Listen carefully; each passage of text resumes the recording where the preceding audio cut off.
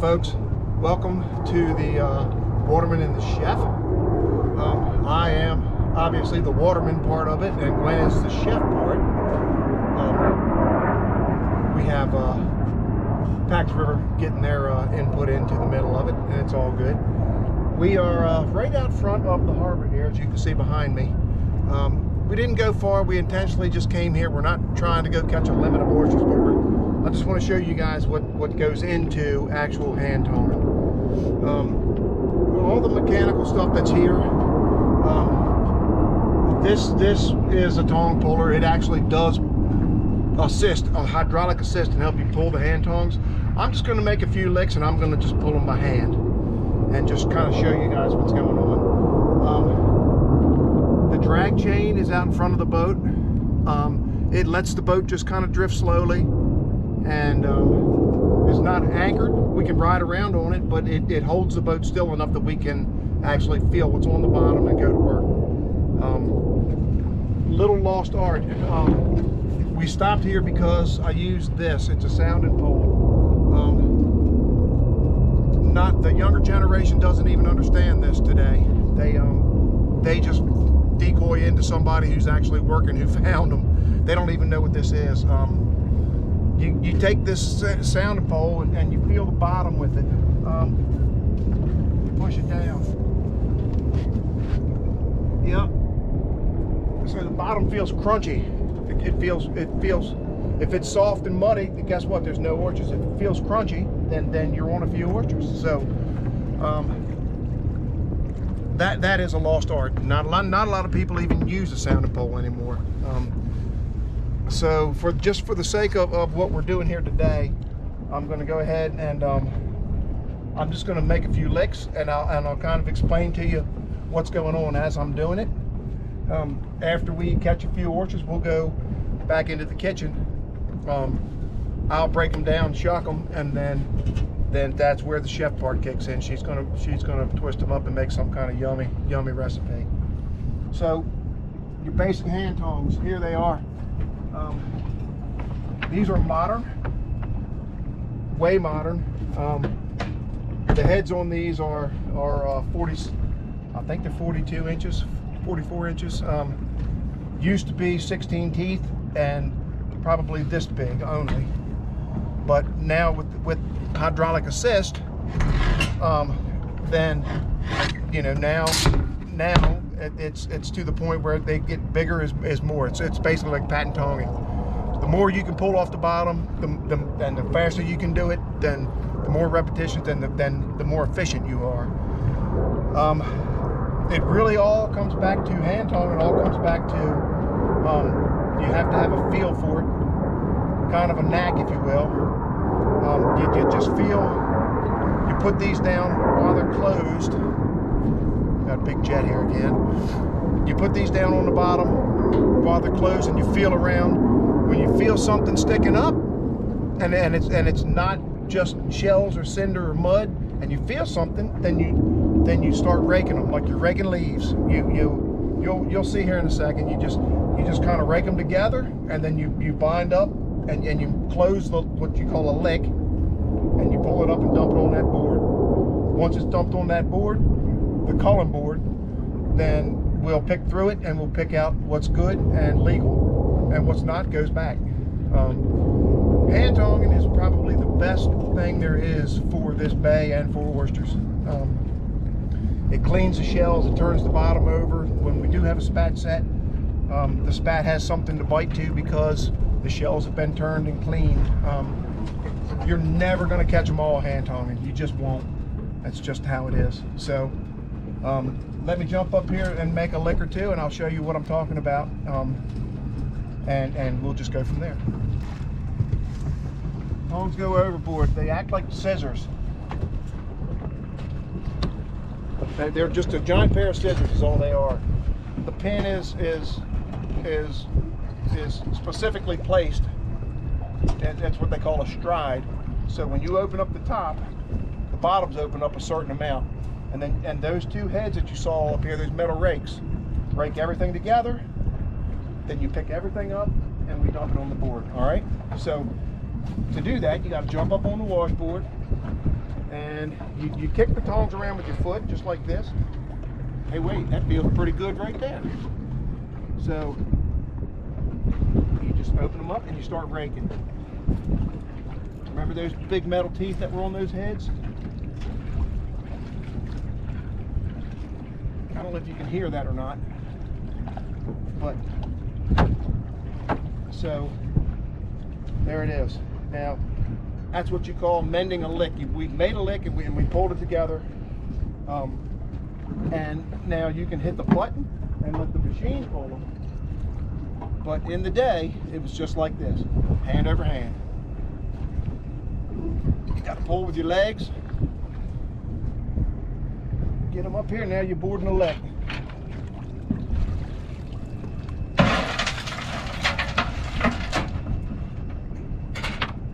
There it is.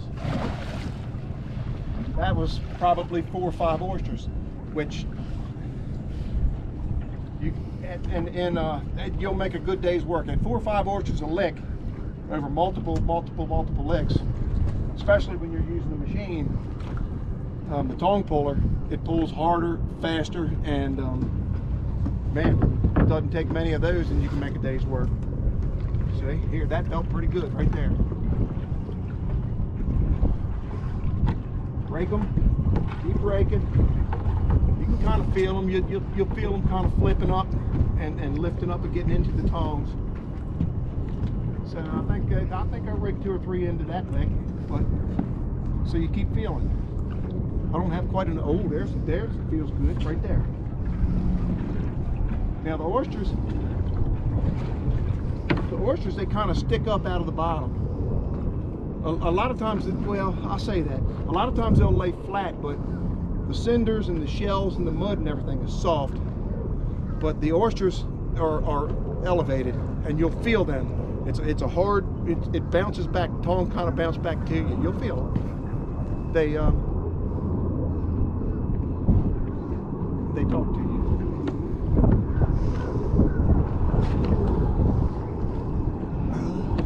Yep. Right there's a couple. So I'm breaking them up.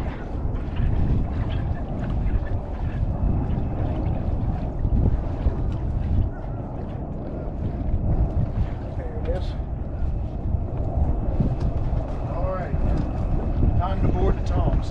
This is where the fun comes. Now you got to pull them.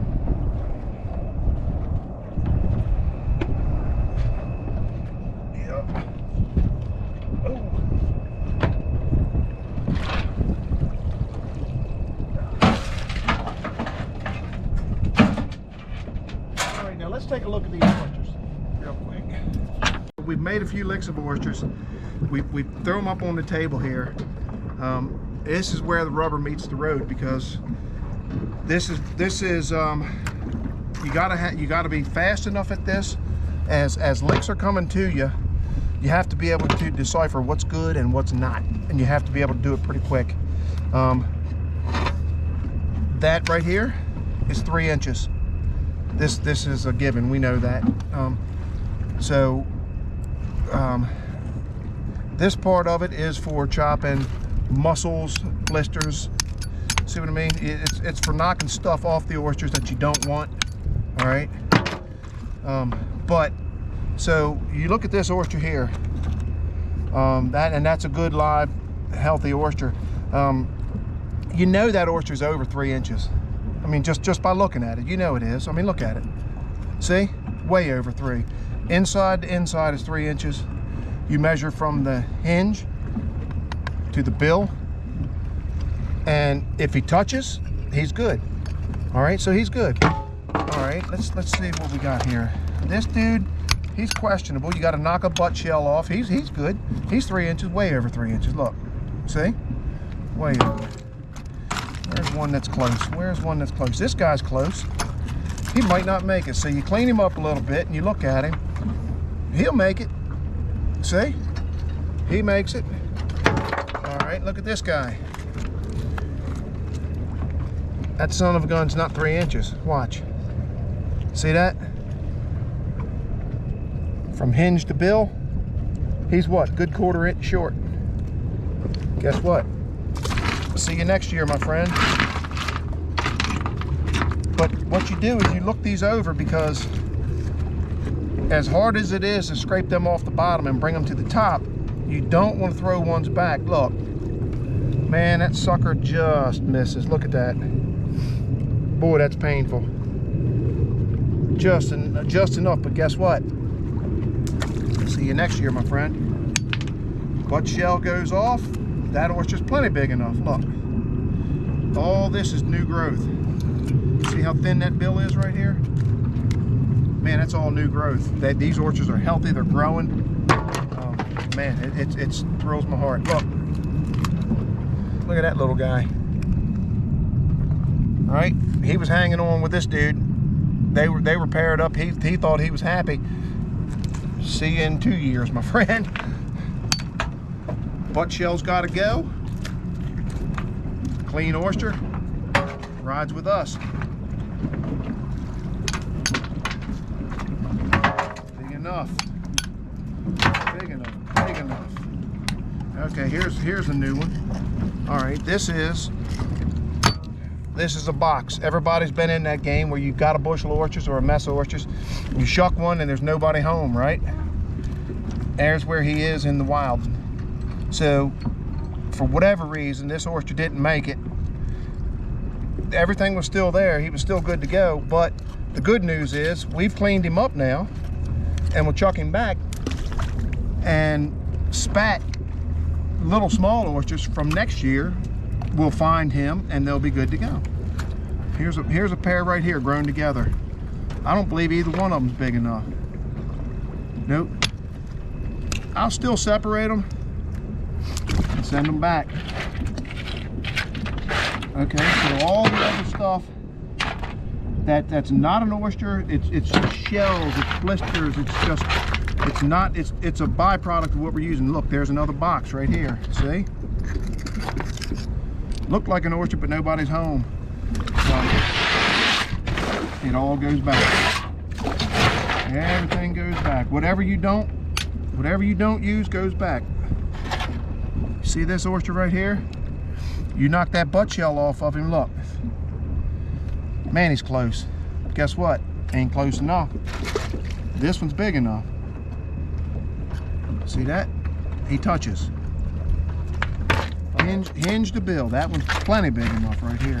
What we'll do is we'll continue sorting through and calling through these oysters. I might make a few more licks and catch a few more. I don't know. We'll see what happens. But what we'll do from here out is clean this mess up, clean these oysters up, and then I'll meet you back in the kitchen, and Gwen's going to do something special with these. All right, now end of day. When you're done, it's time to leave. We call them pig irons. They're called killets. Most people just call them drag irons. But it's time to pull the irons and we'll head back in. That's just as simple as this.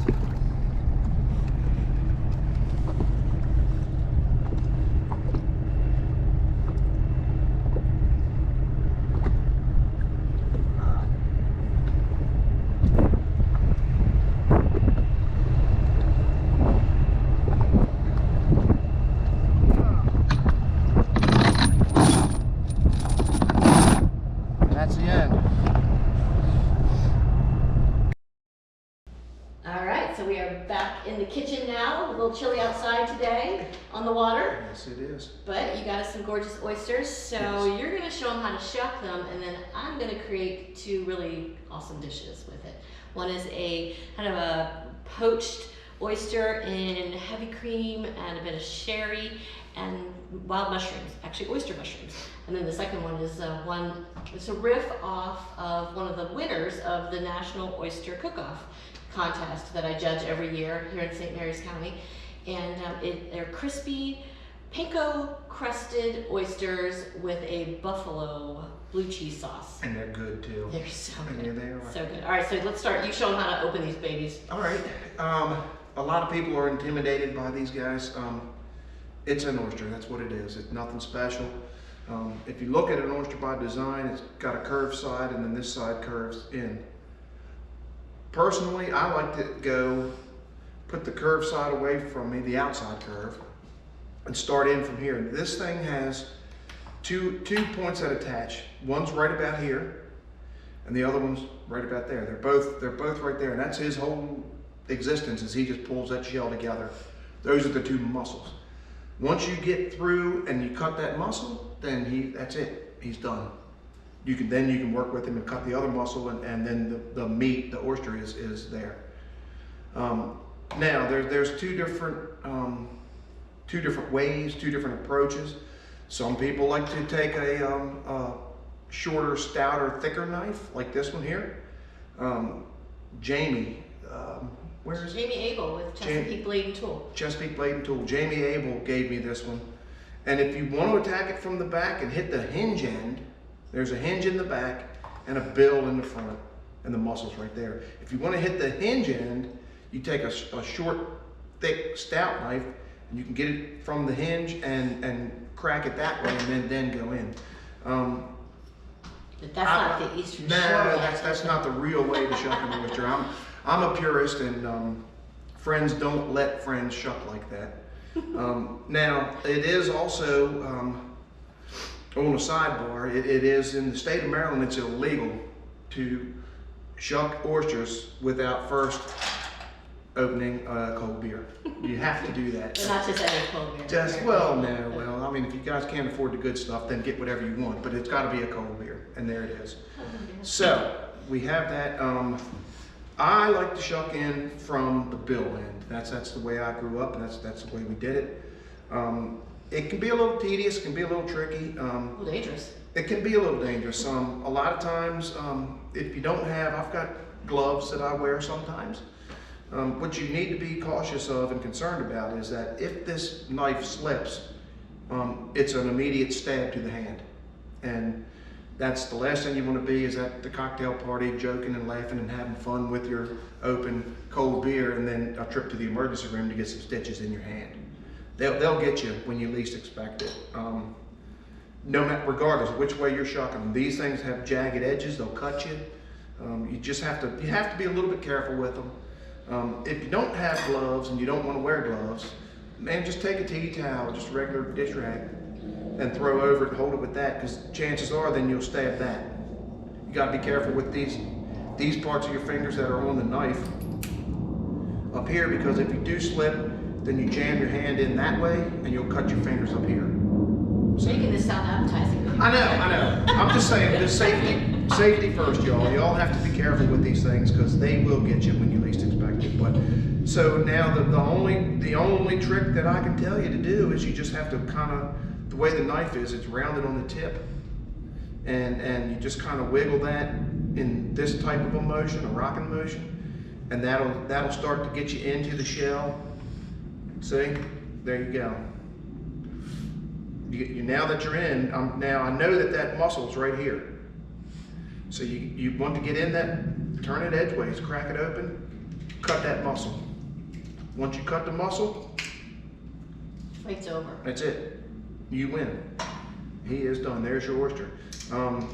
Little bits of shell that get worked up while you're working your way in. Scrape them off. Let a little bit of we call it the liquor. Let a little bit of the juice off. Not all of it, but a little bit.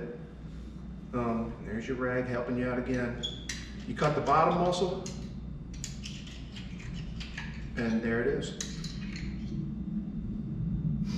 Beautiful. It's that easy. All right, you keep doing that. I'll keep doing that. I'm gonna start making this dish. Here we have a few you've already shucked. Yeah. And so we're gonna start out with the poached oysters in cream and sherry. So in this gorgeous pan that I got when we were in Normandy, France, Yes, I have a little bit of butter, unsalted, but you can use salted, it's totally your call. I'm gonna crank the heat up to kind of medium, and I have a shallot here. I'm gonna finish dicing up while that butter melts. And then I got some gorgeous oyster mushrooms. I figured, what the heck, when in Rome? We're making an oyster dish, so let's use some oyster mushrooms. So these came from one of our favorite local producers of a market called Chesapeake's Bounty. And they had some, and today they had like 5 different kinds of wild mushrooms. It was pretty cool. But I thought nothing else would do some oyster mushrooms today. So I'm gonna finely dice this shallot. Shallots are really lovely in dishes like this because they're still a member of the onion family, but they have a bit more of a subtle flavor than onion. All right, so our butter is melted. I'm gonna add this shallot to the pan. Heard that sound? Exactly what we're looking for.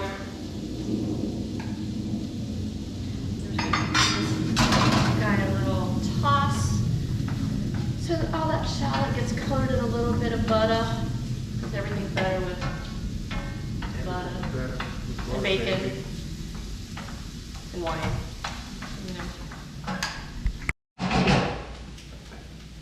All right, so these guys are sweating down really nicely, and what I'm going to do now is deglaze with a little bit of a nice dry white wine. This is a Chardonnay, and so the creaminess, the butteriness of this Chardonnay is going to really mimic the cream in this sauce beautifully. So I'm going to crank this up a little bit because we want to the wine to cook down, so we don't have just a raw wine flavor in this dish. Not all the way so that it's dry, but just so that we're going to reduce it by about 3/4. How you doing over there? Everything is lovely. Cranking away? Oh, yeah.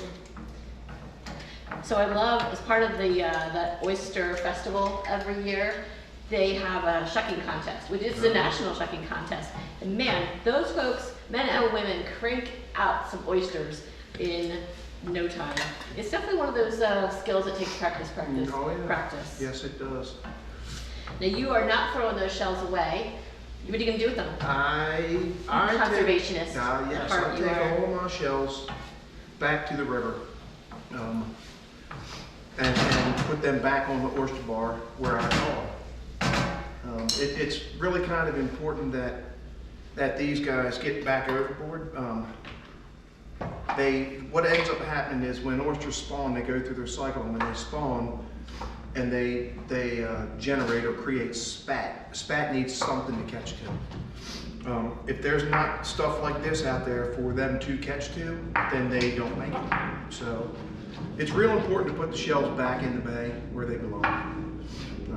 I grew up on Kent Island as a kid, and man, I mean, most of the roads were oyster shells. It's nobody really, I guess, understood that was in the 70s, but they. Well, man, this whole island, Solomon's, is built on oyster shells. Yes. Because of there's a shucking house right down the street, and they just shucked and they just piled the shells up, and that's pretty much what made this island. But, yeah, try digging. Remember when we built this place? Oh yeah. Oh yeah. Every time they would dig it for dig down anything, about it was 8 inches, and you're going to hit oyster shell. Yeah. That's what this island is. But now everybody's starting to understand that that's not good for the bay. And the bay needs to stay healthy, and oysters need somewhere to stick, so the shells need to go back.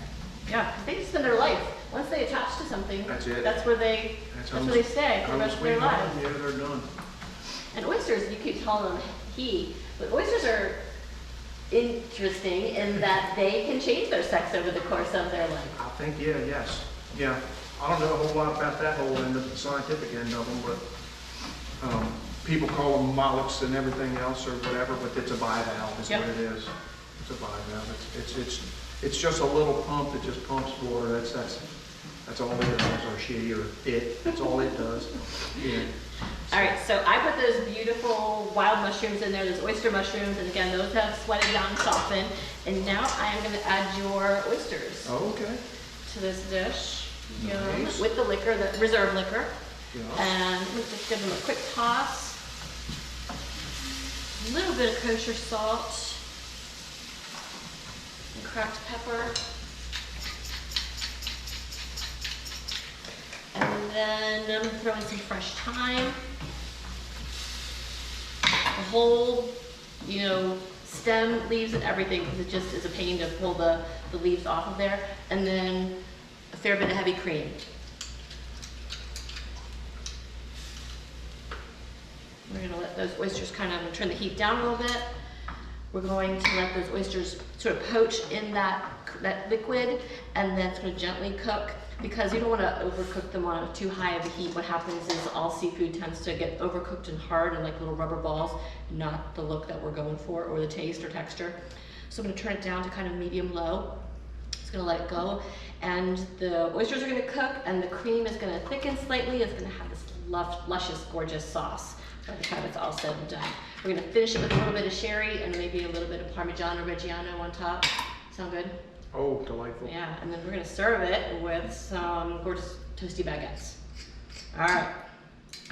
All right, you ready to plate this up? You ready to eat something? Indeed so. So I'm gonna set it over here, and we will serve it up. No, you got your drink. Maybe you can hand me mine. No. Oh, come on now. No. You know they say opposites attract. Yeah, that's right. Cheers. I'm sorry, you can't afford the best. I already got it. Yeah, my baby. All right. Oh, that's yummy. Ooh. Yum, yum. Mm-hmm. All right, so let's plate this guy up. Be right back. All right, you ready to try this? I am indeed. All right, let's do this. Right? Yum. This is, Yes. oh my gosh, delish. I'll wait till you try it. Mm-hmm. Taste that sherry in it. Oh, yeah. Isn't that lovely? Mm-hmm. And then it's just the creaminess of the sauce just sort of really mimics the luscious silkiness of these Chesapeake Bay oysters. Then that fresh thyme, I think just really, that and the lemon juice, I think it's just a lovely dish. Now we're just serving it in gratin dishes, but man, this would be great over wild rice mix, in puff pastry cups, something like that. Be delish. We're also serving it with some toasted baguette slices. So we'll provide the recipe and the link at the bottom, and you guys can enjoy it at home. All right, I'm enjoying it with my favorite Chardonnay, and you again. Me too. Cheers, friend. There it is. All right, let's finish this up, and then we're on to the next dish. All right, you ready to make this the second dish? I love this one. This is a crowd pleaser. In fact, we've had it in the food truck, and it's been so popular. Oh, yeah. So we're gonna fry up some oysters. We're gonna bread them first, right? Yes. So we got this gorgeous oyster that you have shucked.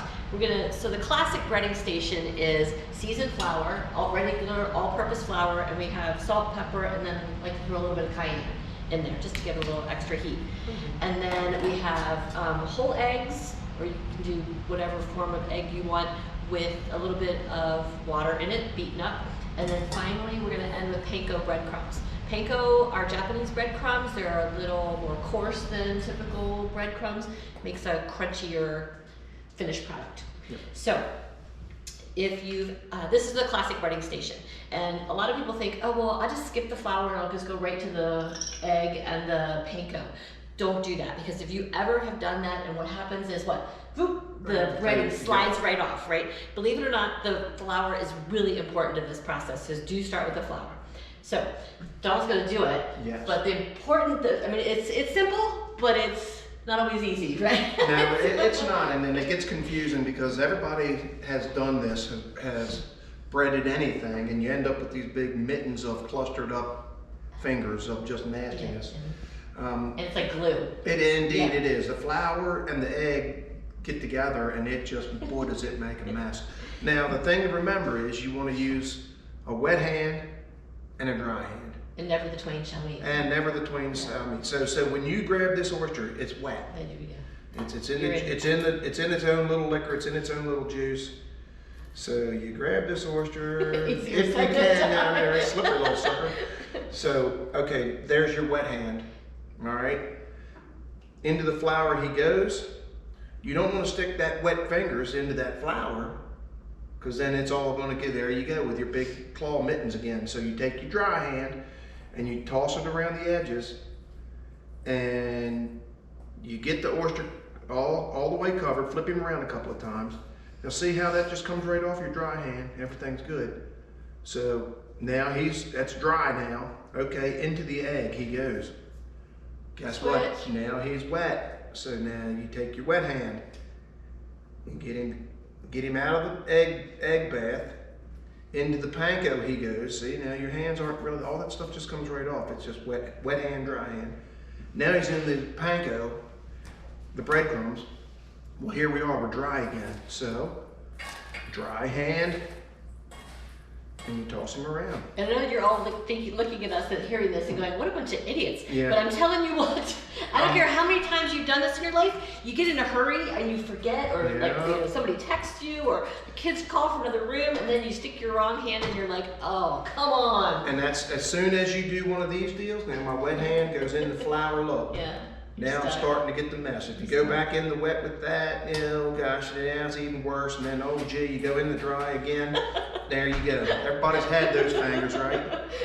It's a mess. It is a mess. So you just want to keep dry hand, wet hand. Look, and if you don't, that's what you got. I'm not gonna hug you now. There you go, honey. All right, so about 20 more times you do this. Yes, yes. And then we're gonna get our oil nice and hot, 350 thereabouts, and we're gonna fry these guys for all of maybe 2-3 minutes, nice and golden brown, and then let's make the sauce. All right, so we are done with this dish. These are crispy buffalo oysters with a blue cheese sauce, a little bit of Tabasco, and some celery for garnish. You ready to try them? Indeed I am. Okay. Here you go. Okay. I'm with you. Yeah. Come on, this little guy. Let's see some of that blue cheese. Yeah. Oh.